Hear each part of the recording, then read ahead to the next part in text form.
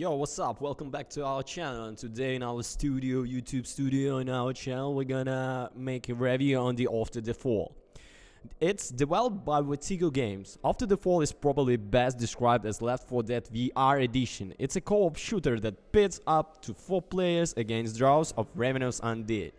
With unscripted encounters that vary from session to session, safe houses generously scattered through its linear levels, and a familiar cast of super zombies that companions to Wild and Totti Rock Studios. Popular first-person shooter series are unavailable. However, you won't hear me complaining. After all, Left 4 Dead remains one of the most enjoyable co-op experience available. So combining that game rock-solid foundation with the added immersion of virtual reality feels like much to do the charging of ghouls with a no-brainer. But does this blood-soaked love letter to Left 4 Dead do enough to warrant a purchase? The story in After the Fall is essentially just background noise, but it's get job done. I'm an until version of 1980s design drugs called a horrible outbreak that transformed humans into flesh-hungry zombies called Snowbreed. The game's story takes place in 2005, 20 years after society collapse. You play a survival tasked with living the relative safeties and safeties of the Los Angeles subways to slaughter scores of undead and collect the glowing harvest their corpse leave behind. The meat and the potatoes of After the Fall lies in the It's Raven Hearts, essentially the game campaign. They take you through 5 unique environments such as crumbling Chinatown, abandoned office buildings and a frozen over highway. As you explore the environment and mount down hundreds of zombies, you'll experience harvests and floppy disks, which you can use to unlock the new weapons or customize your exciting gear with a wealth of attachments back at your base. The loot system isn't perfect, mind you. Even after putting over a dozen hours into my review build, I'm still bogged down with a plenty of duplicates. Still, the satisfaction that comes from building up your arsenal and bringing down the more ferocious ghouls more efficiently on successive runs for undoubtedly addicting gaming loop.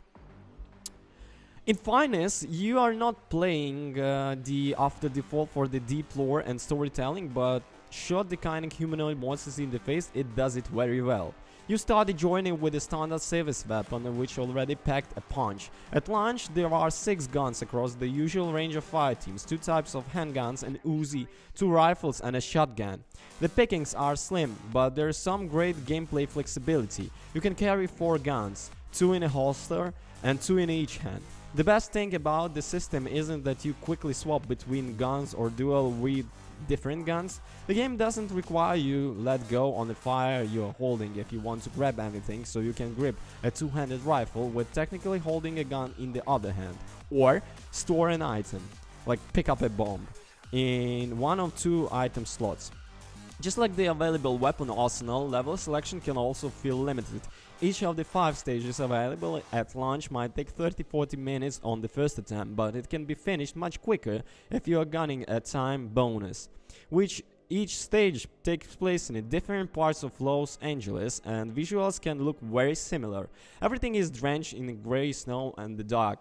Rooting remains of humanity. It doesn't matter if you are Chinatown, in a arcade quarantine center, or in an office building. The visual style and the atmosphere don't vary. In a game that is designed around reputation, some more visual variety would be great between the 5 stages. When I try to recall them, they blend into the another with no clearing favorite among them. Levels are built for VR, with lots of interest and weapons that simulate a realistic amount of white.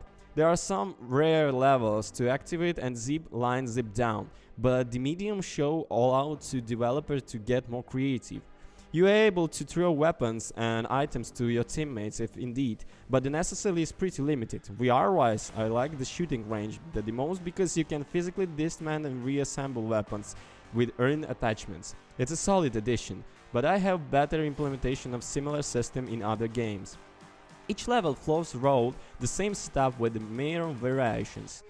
Run into a new area, kill everything that moves, look for collectibles and carry on. There are 2 or 3 safe rooms per level that can be used by items and heal. Even through a zombie shooter, After the Fall isn't necessarily a survival shooter. Ammunition is usually nearby when you need it, with boxes that can be shot from the fresh ammo.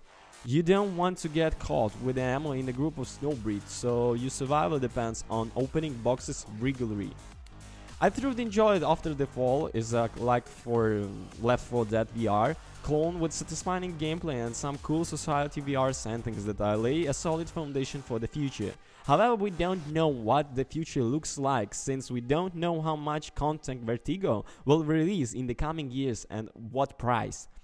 The included content is bare minimum and the game has a few issues to iron out before I can recommend it.